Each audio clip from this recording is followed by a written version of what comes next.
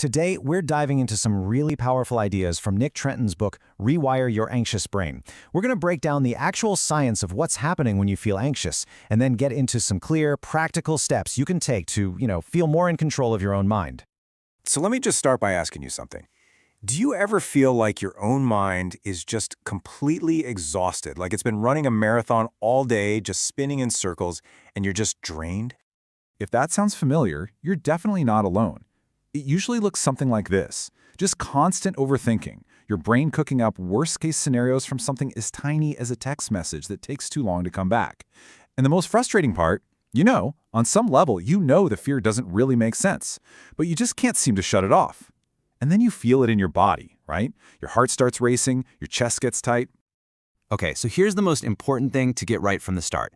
Feeling anxious is not a character flaw, it's not a weakness. It's literally just a product of your brain's wiring. It's a pattern that your brain has learned. And the best part? That wiring can be changed. You can actually retrain your brain.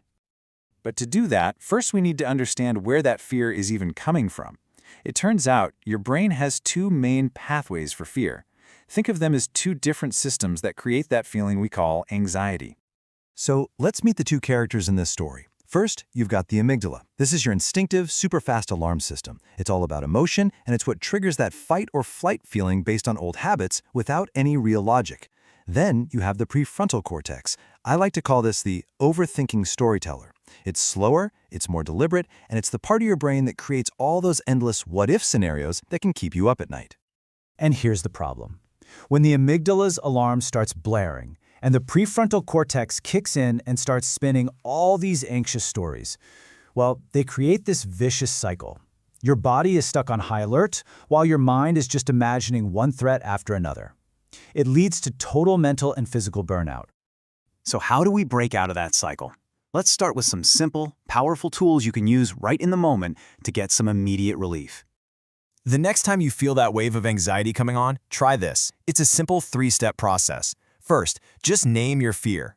Don't just feel this vague cloud of anxious. Get specific. Say it out loud or to yourself. I am afraid of rejection, or I am afraid of failing this presentation.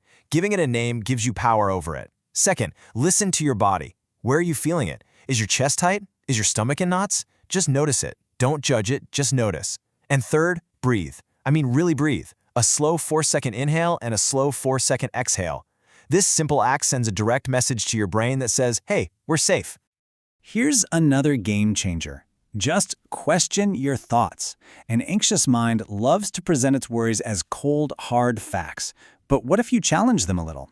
When your brain screams, everyone's going to think I'm an idiot, just pause and ask yourself, is that actually true? Is there any evidence for that?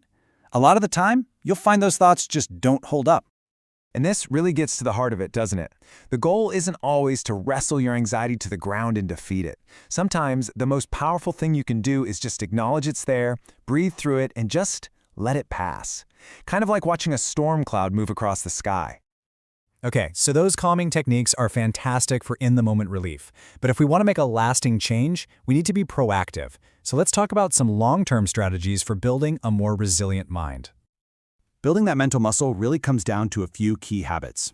First, you've got to take small steps out of your comfort zone. If you're afraid of something, do a tiny version of it. Healing happens through action. Second, and this is a big one, acknowledge your wins. Every time you face a fear, no matter how small it seems, write it down. You're building a new library of proof for your brain that you can handle things. Third, take care of your physical self. You know the drill. Better sleep, maybe a little less caffeine, and moving your body every day. It all makes a huge difference.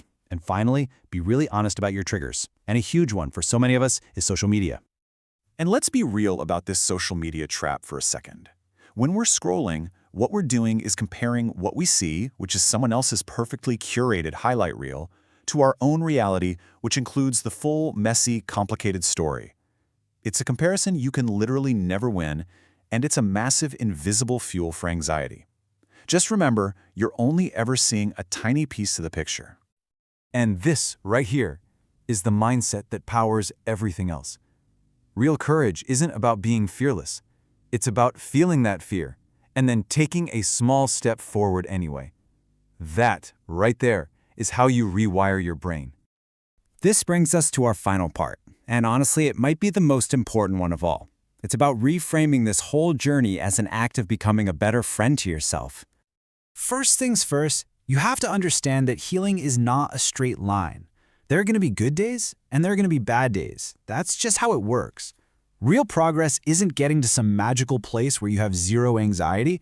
It's looking back and realizing, hey, I'm a little less afraid today than I was before. You have to celebrate those small shifts.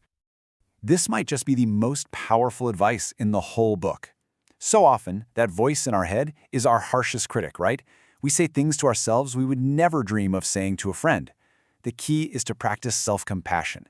When you're struggling, try to talk to yourself with the same kindness and understanding you'd offer to someone you really care about. And look, you don't need to feel like you have to change everything all at once. The goal isn't to be perfect tomorrow. Just aim to be 1% better. Make one choice that's a tiny bit braver. Take one deep breath when you're stressed. Have one kind thought for yourself. It's those tiny, consistent efforts that add up to massive change over time. So in the end, what we learn is that healing isn't some destination you arrive at. It's an ongoing process. It's about understanding your own mind, learning its quirks and patterns, and building a warmer, more compassionate relationship with yourself. And that leaves us with one last question.